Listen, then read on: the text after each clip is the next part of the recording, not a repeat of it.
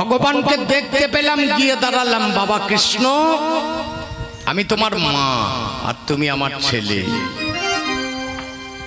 কারণ আমার নাতনির সঙ্গে তোমার ছেলের বিবাহ হয়েছে, তাহলে আমি তোমার মা আর তুমি আমার ছেলে। তাহলে মা বেটাই একটু আলোচনা করব। বলে পিসিমা। আমরা পিসিমা আর বললো না, এবার মা বলো। বলো কৃষ্ণ, আমার প্রথম জানতে বাসনা যে লোকটা দিয়ে আমাকে ডাকতে পাঠিয়েছিলে, এই গানের গোরটা যেটা করছে এটা কাশীনাথের গোরর। বলো কাকে দিয়ে পাঠিয়ে দিলে? কাকে তুমি পাঠিয়ে দিলে? কাকে দিয়ে তুমি ডেকে পাঠালে? কাকে দিয়ে তুমি ডেকে পাঠালে? প্রথম জিজ্ঞাসা তোমাকে করি। কাকে দিয়ে তুমি ডেকে পাঠালে? প্রথম জিজ্ঞাসা তোমার কাছে, কাকে দিয়ে ডেকে পাঠালে? আমি শুনেছি কুরুক্ষেত্রের যুদ্ধ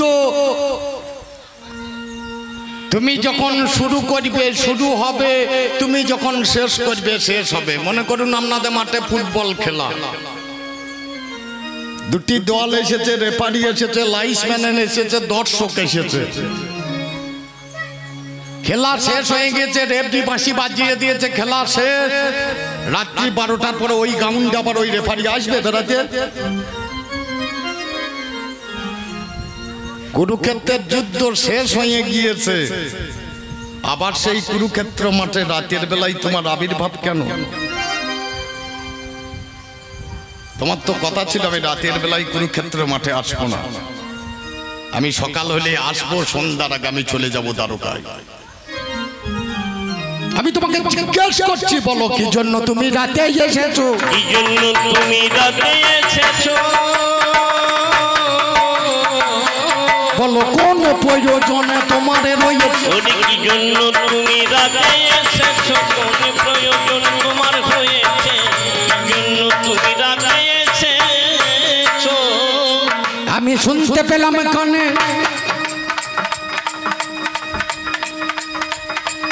একদিন আমার ছেলে দুর্যোধনে তোমার কাছে কয়,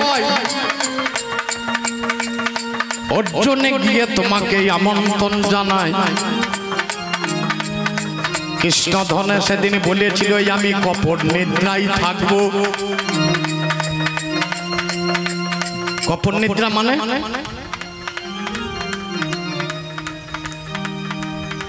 ভগবান বলছে আমি কপট নিদ্রায় থাকবো। কপট নিদ্রা মানে ছলনার নিদ্রা, ঘুম নয়। তাহলে তুমি ভগবান, তোমাকে লোকে বলে ভগবান। আমি ঠিক বুঝতে পারছি না কথাগুলো। কুরুক্ষেত্রের মাঠে তুমি যখন আসবে মনে মনে করলে, অর্জুন গিয়ে পদতলে বসেছে আর ভীম আমার ছেলে দুর্যোধন মাথার উপরে বসেছে সিংহাসনে। আচ্ছা ঘুমিয়ে যদি চোখ খুলি কোন দিকটা দেখতে পাবো? পায়ের তলে না উপর দিক? ঘুমান, চোখটা খুলে দেন বালিশ থেকে, কোন দিক দেখতে পাবেন? তলা দিকে না উপর দিকে? চোখটা যদি খোলেন, খুললি সঙ্গে সঙ্গে কি দেখতে পাবেন? নিচের দিক না উপর দিক? যাদের নিচের দিক দেখা অভ্যাস তারা নিচের দিকই দেখবে, আর যাদের উপর দিক দেখা অভ্যাস তারা নিচের দিক দেখবে না। হরিবল হরিবল হরিবল। এই কৃষ্ণের স্বভাব, বাবা নিচের দিক ছাড়া দেখতে জানে না, নিচের দিক ছাড়া দেখতে জানে না, উপর দিকের জনে ধার ধারে না। নিচের দিক ছাড়া দেখতে জানে না, উপর দিকের ধার ধারে না, নিচের দিক ছাড়া দেখতে জানে না। যখন কুরুক্ষেত্রের মাঠে রথ দাঁড় করিয়ে দিলেন, দিয়ে দেখছেন অর্জুন বলছে আমি যুদ্ধ করব না। গান্ডীব ধনু নামিয়ে দিচ্ছে, তখন বলছে গান্ডীব নামিও না, নামালে আর তুলতে পারবে না। আমি জানলাম কি করে? আমি এবং আমার স্বামী দুজনে অন্ধ সেজে বসে আছি। আমার স্বামী অন্ধ, আমার চোখে কাপড় বাঁধা, কিন্তু আমাদের পাশে টিভি লাগা ছিল। আমাদের পাশে একটা টিভি লাগা ছিল, যার নাম হচ্ছে সঞ্জয়। তাকে দিব্য দৃষ্টি দিয়েছিলেন, কুরুক্ষেত্রের মাঠে কি হচ্ছে সেটা আমাদের মধ্যে বিতরণ করছে। অর্জুন বললেন আমি যুদ্ধ করব না। কৃষ্ণ বলছে যুদ্ধ করবে না, কেন করবে না? বলে আমি মারবো কাকে? আমার পিতামহ বিশ্ব, আমার গুরু দ্রোণাচার্য, আমার গুরু ভাই অশ্বত্থামা, আমাদের জামাই জয়দ্রথ, আমার ভাই, আমার দাদা দুর্যোধন, আমি মারবো কাকে? হে কেশব, আত্মীয় বধ আমি করতে চাই না, আমার এ ধনের দরকার নাই। এর থেকে আমি গাছতলায় বসে সুখ পাবো, এ যুদ্ধ আমি করবো না। কৃষ্ণ বলছে তুমি মরা মারবে, তুমি জ্যান্ত মারতে পারবে না। এই কথাটা আমি ঠিক বুঝতে পারছি না ভগবান। এই কুরুক্ষেত্রের মাঠে যত লোক মারা গিয়েছে তারা যদি মরা হয়, মরার শরীরে রক্ত কি করে বেরোবে? মরা আবার মরে নাকি? তুমি গীতায় লিখছো মরা মারবে, এই মরা কি করে মরে? আমি একটুখানি শুনবো, আমি একটুখানি শুনব। বলো দেখি আমার ও ভগবান, আমি একটুখানি শুনব, বলো দেখি ও ভগবান একটুখানি। ঈশ্বর পরম কৃষ্ণ সচ্চিদানন্দ বিগ্রহম অনাদিরাদি গোবিন্দ সর্ব কারণের কারণ। সব কারণের কারণ যদি তুমি হও, যুদ্ধের কারণ আমার ছেলে হবে কেন? হয় গীতার লাইনটা কেটে বাদ দিতে হবে, আর না হলে আমার ছেলের দোষের খাতা থেকে নামটা তুলতে হবে। তুমি যেটা করবে আমি মেনে নিতে রাজি আছি। প্রথম কথা, গীতার শ্লোক দুটি কেটে বাদ দিতে হবে। ঈশ্বর পরম কৃষ্ণ সচ্চিদানন্দ বিগ্রহম অনাদিরাদি গোবিন্দ সর্ব কারণের কারণ। তুমি যদি সব কারণের কারণ হও, যুদ্ধের কারণ দুর্যোধন হবে কেন? তোমার লেখা যদি ভুল প্রমাণিত হয় তাহলে তুমি কেটে দাও। আমার ছেলে দোষী, আমি এখনই সেটা মেনে নেব, এখনই সেটা মেনে নেব। তাছাড়া গীতাকে বাদ দিতে হবে। উনি এখনই সেটা মেনে নেব, তাছাড়া গীতাকে বাদ দিতে হবে। এখনই আমি মেনে নেব। একটা ছাগলের 3টে বাচ্চা হয়েছে, আর ছাগলের 2টো বাঁট। একটা ছাগলের 3টে বাচ্চা হয়েছে, কিন্তু ছাগলের তো 4টে বাঁট হয় না গরুর মতো, 2টো বাঁট আর 3টে বাচ্চা। একদিকে দুর্যোধন দুধ খেছে, আর একদিকে যুধিষ্ঠির খেছে। তুমি 3য় নম্বর বাচ্চা কৃষ্ণ। বলো তুমি কি চুষবে? এটা মায়ের দুধ, দুজনাই দুটো ধরে চুষছে। আমি তোমাকে জিজ্ঞেস করছি, ওই ছাগলের ফাঁকে তুমি কি চুষবে? তুমি কি চুষবে? সেই জায়গাটায় একটু উল্লেখ করো। তুমি কি চুষবে? সেই ছলনায় উত্তর করো। তুমি কি? আর বেশি যাবে না বলা, এই তো প্রথম পা। আর বেশি যাবে না বলা, এই তো প্রথমে পালা। পরে পরে দেব আমি আজ কথা যুক্তি সলা। মনে মনে দেব আমি কথার যুক্তি সলা। অল্পে অল্পে দিলাম আমি অল্পে অল্পে দিলাম ছাড়ি। একবার চাঁদ বদনে বলে অল্পে অল্পে দিলাম ছাড়ি, চাঁদ বদনে বলবো হরি। অল্পে অল্পে দিলাম ছাড়ি। শ্যামা মাতুর অধম ছেলে আমায় নিস যেন মা কুলে তুলে। শ্যামা মাতো ছেলে নিস যেন মা কুলে তুলে।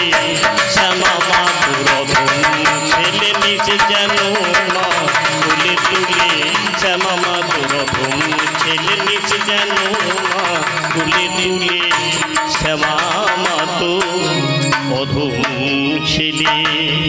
এই গানখানে যিনি লিখলেন আমাদের বীরভূমের সুবিখ্যাত কবি, আলদার নাম হচ্ছে কিশোরী মোহন কোড়া। আমার বাড়ির পাশাপাশি ওনার বাড়ি, বউডাক্কের এ পারে আমার বাড়ি, ও পারে হচ্ছে কিশোরী বাবু। একদিন নদীর ধারে একটা শিবতলা আছে, শিবতলার পাশেই একটা কালীতলা আছে, দাঁড়কা গ্রামে গেলে দেখতে পাবে। ওই কালীতলায় বসে বসে আমাদের কিশোরী ওস্তাদ লিখছেন। কিশোরী ওস্তাদ পড়েছেন 4 পর্যন্ত, আর একটা বিএ পাস করা ছেলেকে ওর গান উদ্ধার করতে দেন, উদ্ধার করতে পারবে না। উনি পড়েছেন 4 পর্যন্ত, কিন্তু এখন যে ছেলেগুলো বিএ পড়াশোনা করছে ওর একটা গান উদ্ধার করতে পারবে না।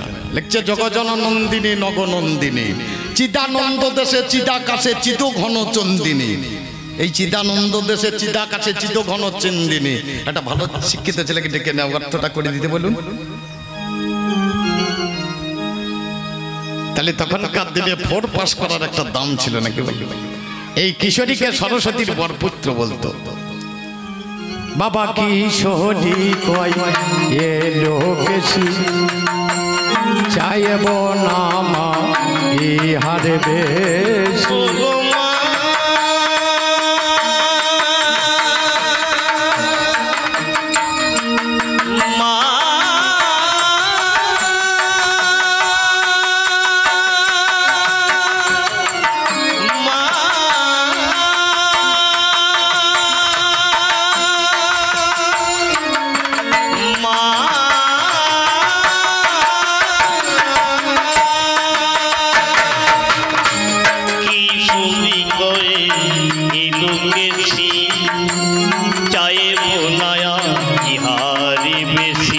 আমায় মিলিয়ে দিস মা আপন দেশে, মিলিয়ে আপন দেশি পরদেশের পহতি গো। আমায় মিলিয়ে আপন দেশি পরদেশের প্রতিকূলে শ্যামামা তোর ধুম ছেলে নিচে যেন মা তুলে তুলে শ্যামামা তোর ধুম ছেলে নিচে যেন মা তুলে তুলে শ্যামামা তোর ধুম ছেলে নিচে যেন মা তুলে তুলে শ্যামামা তো অধম ছেলে। যাবার বেলায় একটা ছোট্ট ছাড়ুনি গান গাইতে হয় নাকি, বোধহয় এটা ধারা আছে। যে মায়ের ছেলে মরে গিয়েছে সে আর কি গান করি।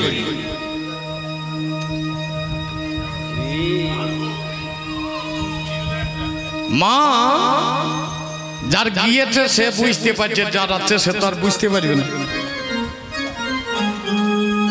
আমি প্রতিদিন গান করে রাতে বাড়ি ফিরে যাই। কাল ছিলাম ঝাড়খণ্ডে, কাল আর রাতে বাড়ি ফিরতে পারিনি, আর সকালে এসেছি।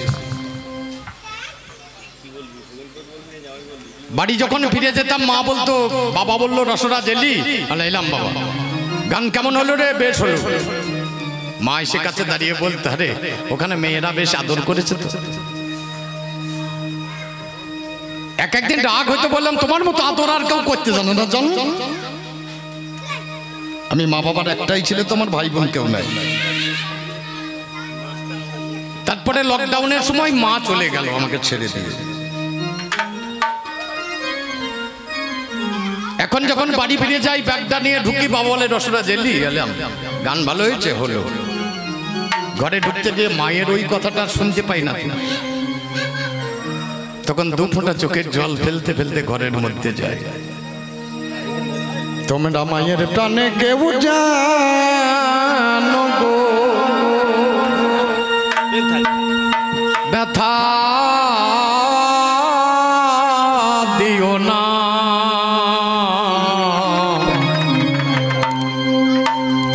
তো সবে কালে কে